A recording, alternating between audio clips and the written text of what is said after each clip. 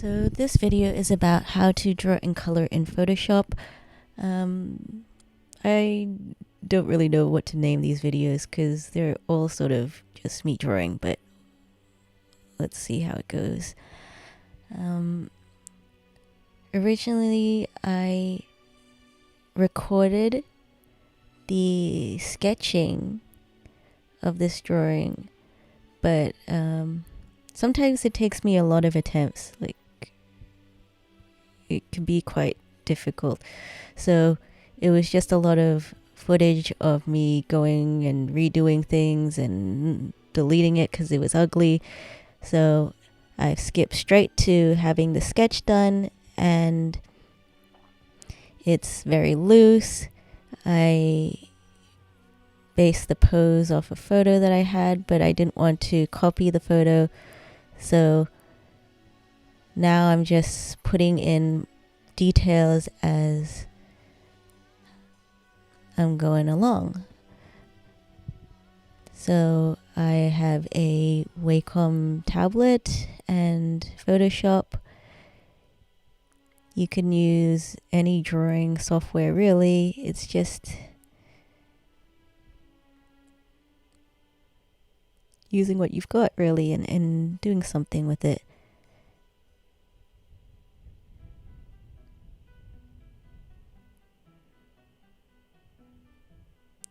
So I have a brush. It is designed to look a bit like a real physical brush with the lines that sort of smooth ink pressure and lines that taper off. So it gives the lines more weight and density, and it helps with adding dimension.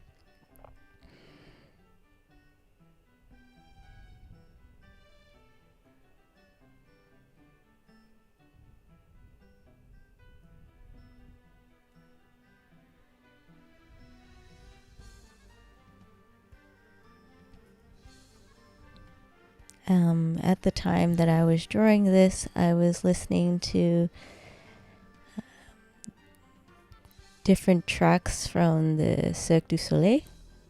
I really love the circus or the Cirque du Soleil, and the music is so beautiful and enchanting, and yet at the same time quite abstract. So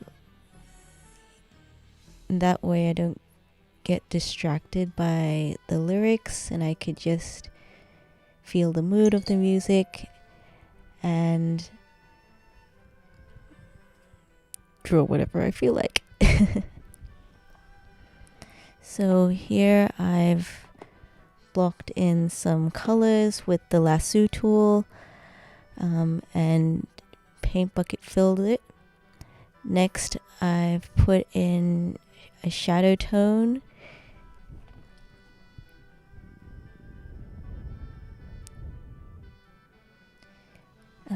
I like using this particular color wheel on Photoshop because you can see the relationship of the colors to each other. The skin color is sort of a peachy orangey color, and its complementary color is a bluish purple, so that's what the shadow is made of.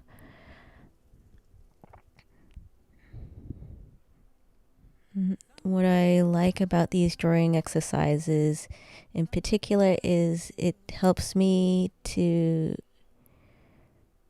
yes, practice drawing, but also it helps me practice thinking when it comes to deciding what colors to use and their relationships with each other.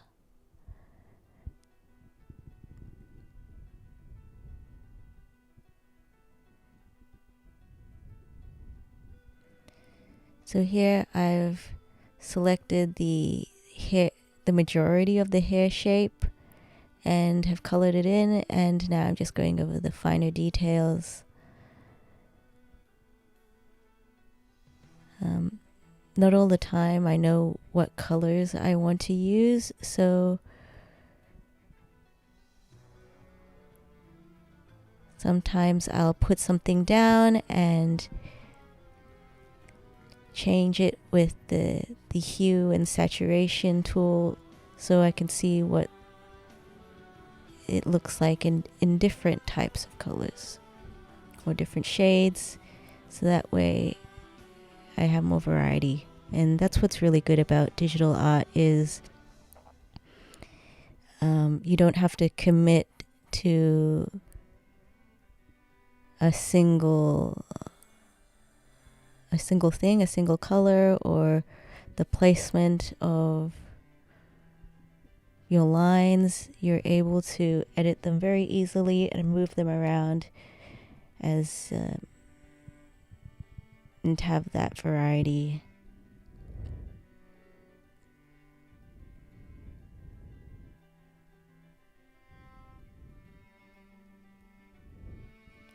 The same thing goes with trying to figure out what colors work good together in terms of shadows and highlights.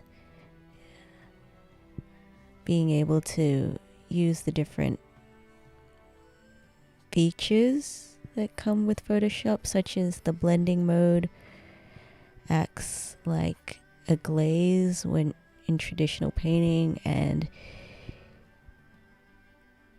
in that way you can add subtle effects. So I've put some highlights on the face, but they are in a light blue, so it's like the light source coming from the right hand side is sort of like a blue light source, like a neon light.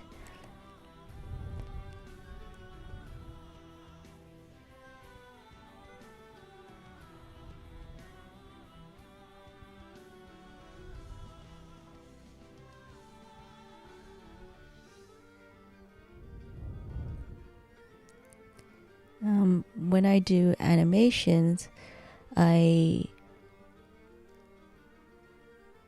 often do very simplistic designs with very strong silhouettes, so that when I draw things over and over again, it's easy.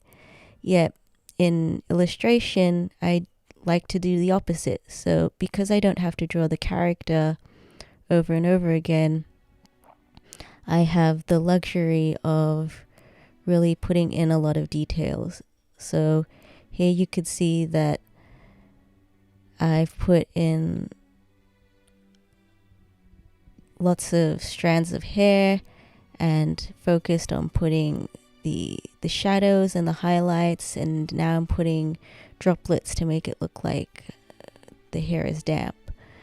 So for me, it's fun and it's relaxing, and it gives me the opportunity to do both types of art.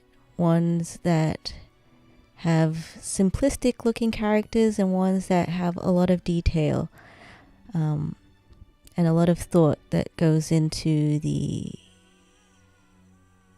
relationship with light and shadows.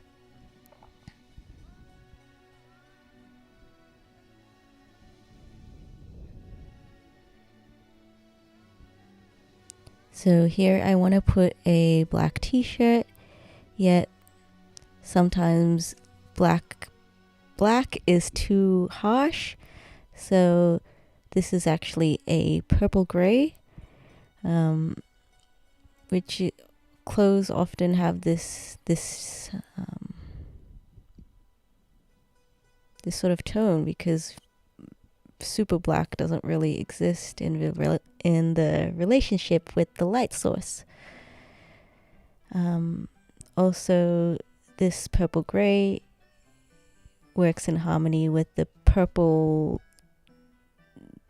black of the hair.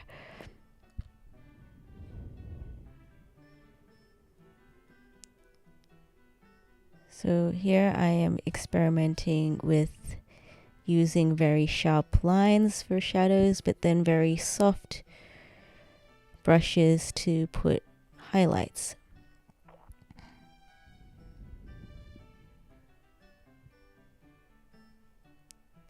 Here I'm trying to work out the eyes. I like making very emotive characters through the eyes, and sometimes it could look a bit creepy if not done correctly. So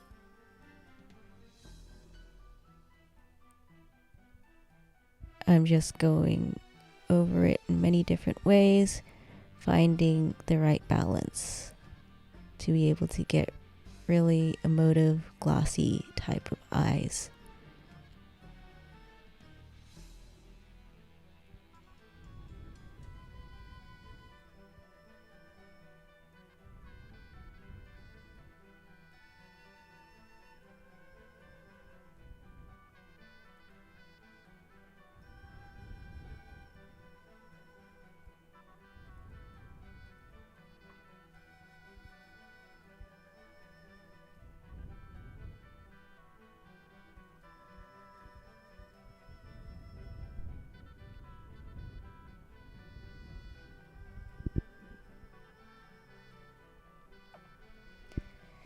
So those of you who know me probably think, hey, isn't this just a picture of you, Jess?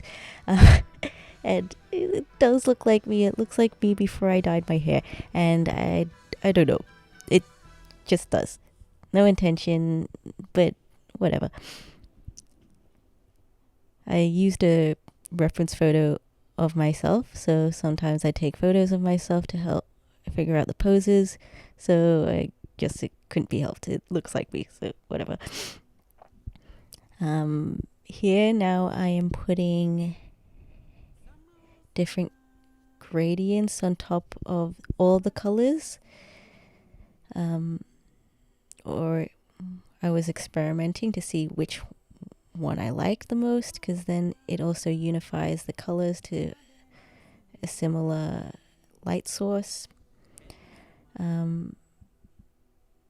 Now I am experimenting with different brushes. So I have brushes that look like physical watercolor brushes. So the way that they react is like wet brushes. So if you let the digital paint dry over and go over it again, it'll leave streaks and blots, which I think is a cool effect for what I'm going for.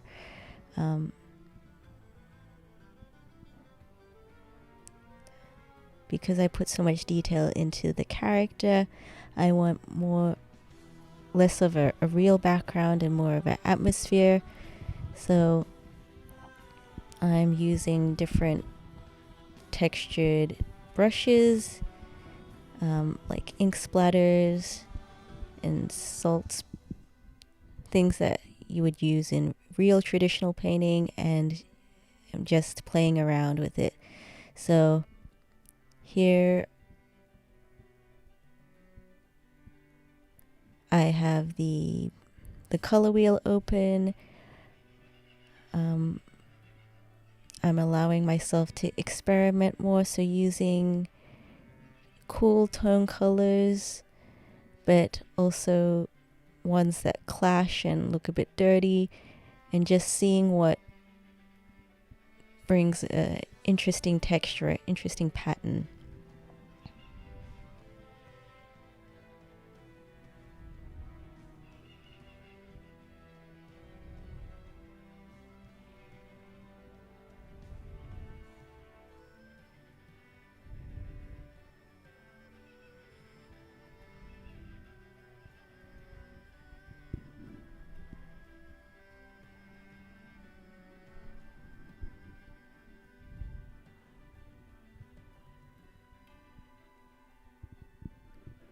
I don't know how much my microphone is picking up, but there are a whole bunch of kookaburras outside laughing, so maybe it might come out in the recording.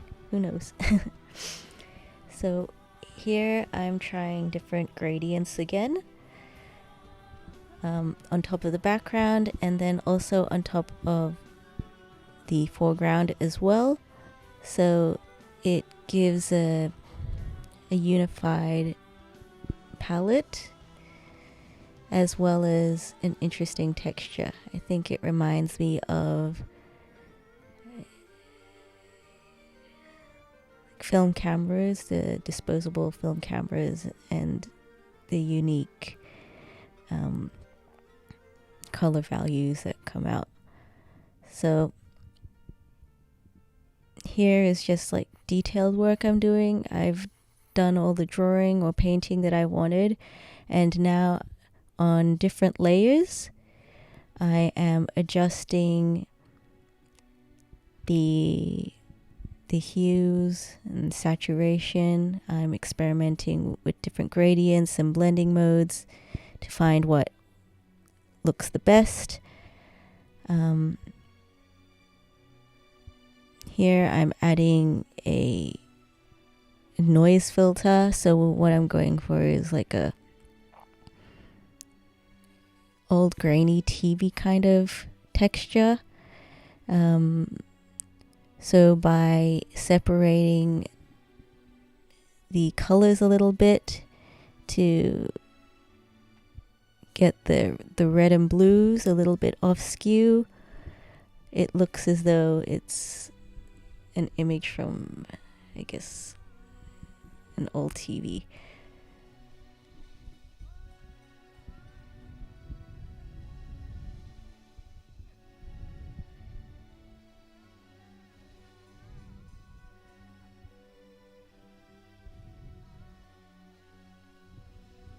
All of these are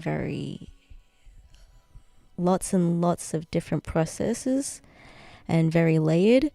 So it's the final result may have a very subtle grainy appearance.